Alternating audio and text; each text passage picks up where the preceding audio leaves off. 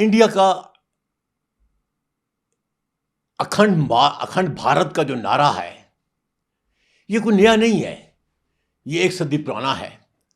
1925-26 में जब हिंदवाता की फिलॉसफी दी गई तो वहीं पर अखंड भारत की बात भी की गई, जिसमें इंडिया का क्लेम, हिंदू का क्लेम सामने आया कि इर्द गिर्द के तमाम ममालिक जो है कभी अखंड भारत का हिस्सा थे और ये सारी हिंदू प्रॉपर्टियां और हिंदू का हक है कि वो इनको रीगेन करें, रीक्लेम करें।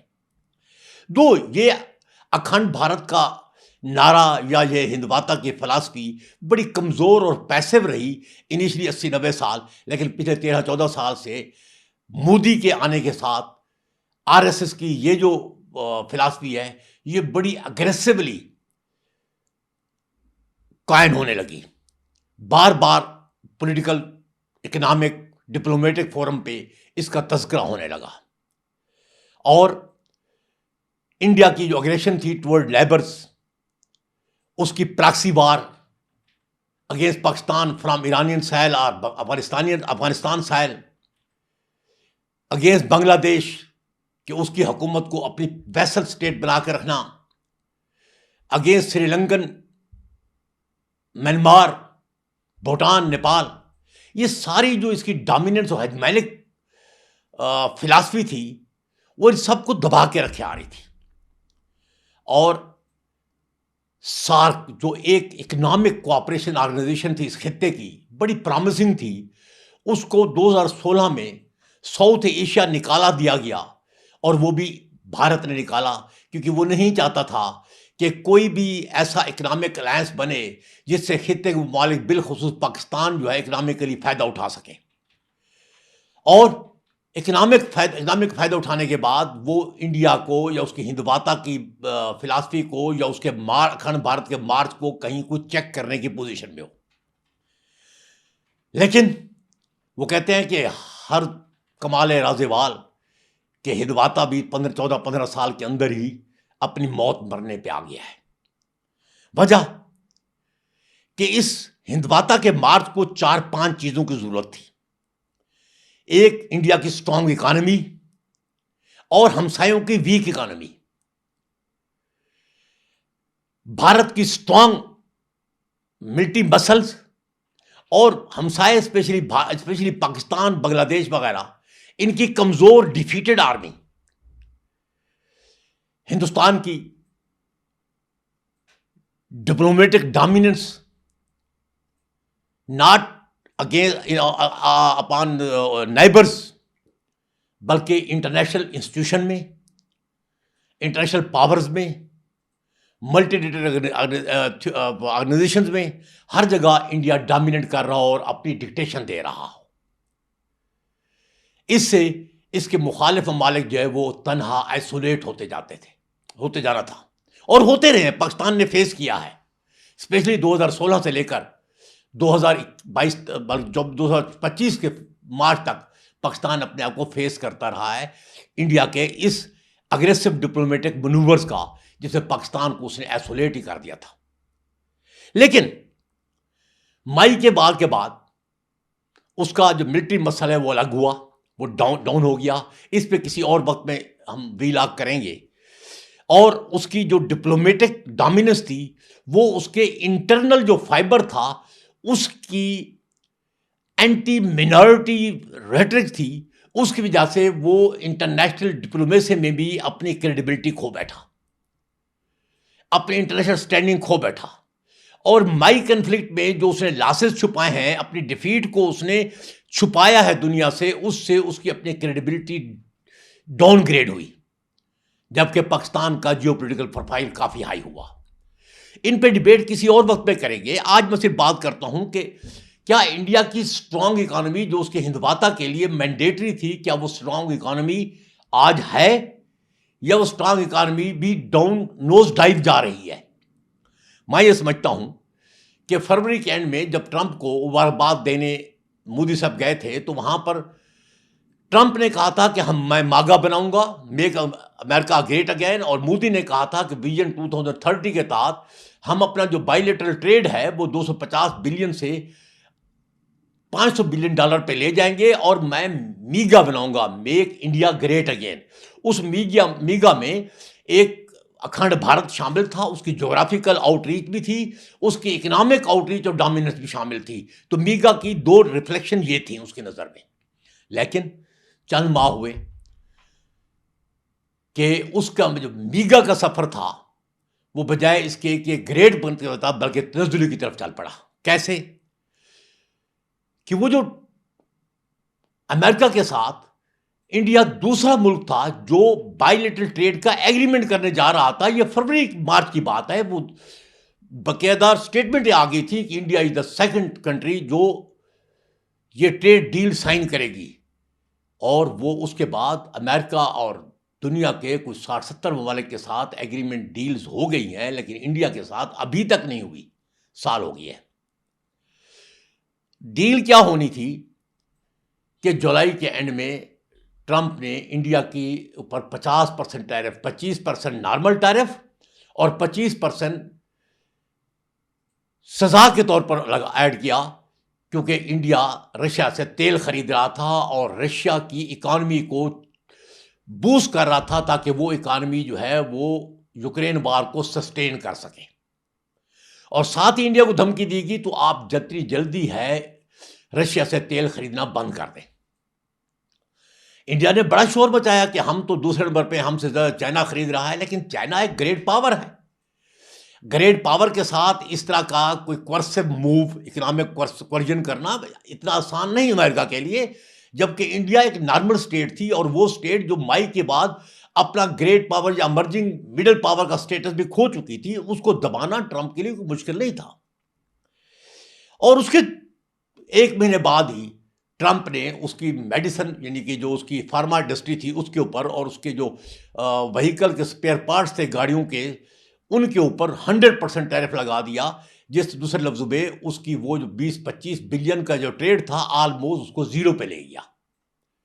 और वो जो 50% टैरिफ है उसका भी रिजल्ट जो अभी आ रहा है, पिछले 3-4 महीनों में आना शुरू हुआ है, वो ये है कि हर महीने इंडिया को तकरीबन 3 से 4 बिलियन डॉलर का लॉस हो रहा है ट्रेड में अमेरिका के साथ। फिर उसके बाद H1B1 वीज़ा जो उसकी सर्विस इकॉनमी इंडिया के को बहुत बड़ा पिलर था, उसको उसने बंद किया $1 लाख फीस लगा के।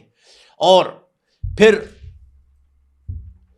अब जो सुन रहे हैं वो ये है, ट्रंप ने 2 दफा ऐलान कर चुका है कि इंडिया ने मुझसे वायदा किया था, मोदी ने, कि मैं तेल बंद कर रहा हूं तेल खरीदना रशिया से, लेकिन वो तेल खरीद रहा है। अभी भी उसके वहां से क्रूड ऑयल के जहाज आ रहे हैं, तो मैं इस पे ट्रेड बढ़ाने जा रहा हूं। उसने कहा दैट मे बी 100%। लेकिन अब उसके साथ ही जो एक बिल मूव किया हुआ है कांग्रेस में, वो ये है कि 500% तक ट्रेड जो टैरिफ है वो उन ममालिक पे लगा देना चाहिए जो कि रशिया से तेल खरीद रहे हैं, जिसमें टॉप पे डेफिनेटली चाइना और इंडिया है। चाइना तो पहले भी था, चाइना अब भी है। चाइना के साथ टैरिफ लगाने का मतलब ये हुआ कि चाइना भी टैरिफ लगाएगा। रिजल्ट ये होगा शायद वो tariff bar, America at the moment इस पोजीशन में नहीं है कि चाइना के साथ टैरिफ बार को सस्टेन कर सके। इसलिए मैं जो देख रहा हूँ वो ये देख रहा हूँ कि इस बिल की पाबंदियां जो है वो चाइना पे नहीं लगने जा रही, वो इंडिया पे लगने जा रही हैं।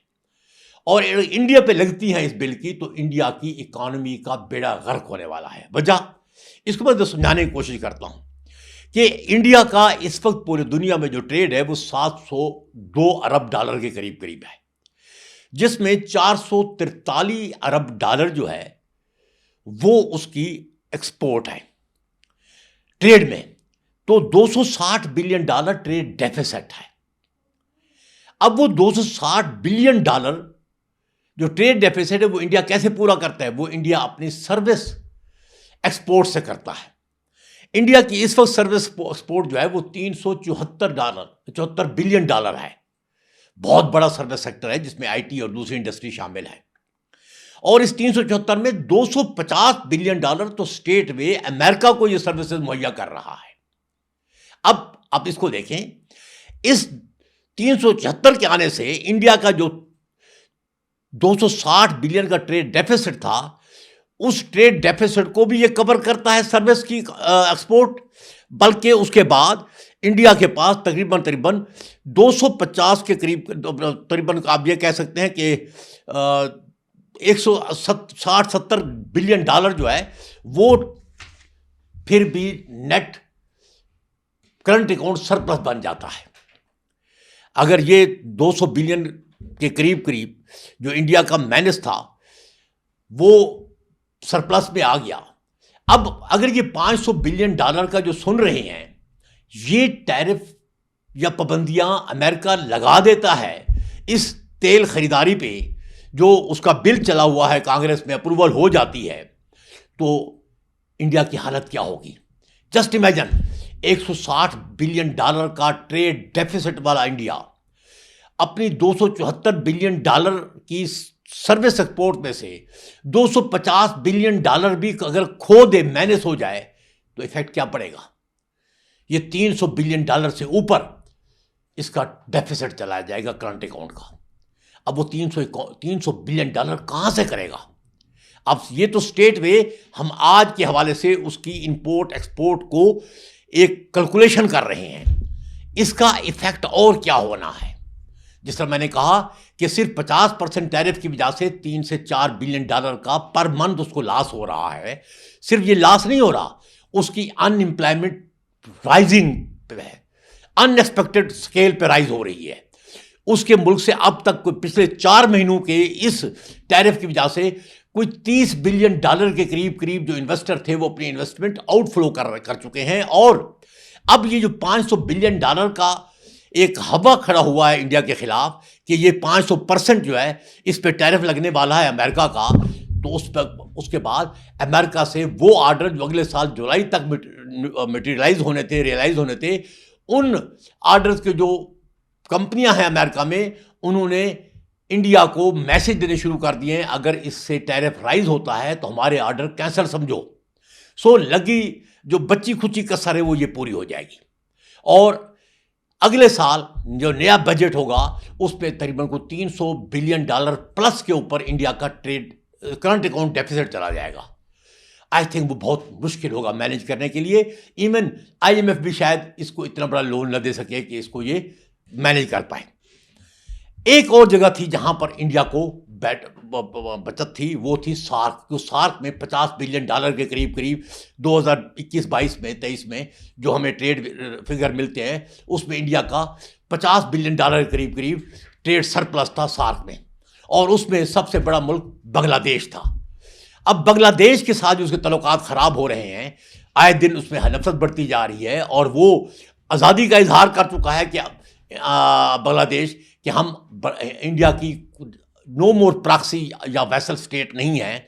और वो हसीना वाजिद के ऊपर, उस्मान हादी के मर्डर के ऊपर इंडिया की तरफ उंगलियां उठा रहे हैं। वीज़े उनके बंद हो गए हैं, ट्रेड उनकी जो फ्लाइट है वो भी स्टॉप होने वाली हैं, उनके बॉर्डर्स के ऊपर आर्मी जो है अलर्ट हो चुकी है। बांग्लादेश ने समर सिस्टर जो है उनके ऊपर कुछ स्टेट्स के ऊपर अपना दावा भी क्लेम करना शुरू कर दिया है। फरखडम जो गंगा वाटर है उसके ऊपर क्लेम करना शुरू कर दिया। ये सारे इशू बता रहे हैं कि जो नए इलेक्शन होने वाले हैं बांग्लादेश में, उसमें एंटी इंडिया हेट्रेड जो है वो अपने पीक पे है, और वो डिमॉन्स्ट्रेट करेगी ऐसी गवर्नमेंट को लाने में जो स्टेट में इंडिया के अगेंस्ट होगी।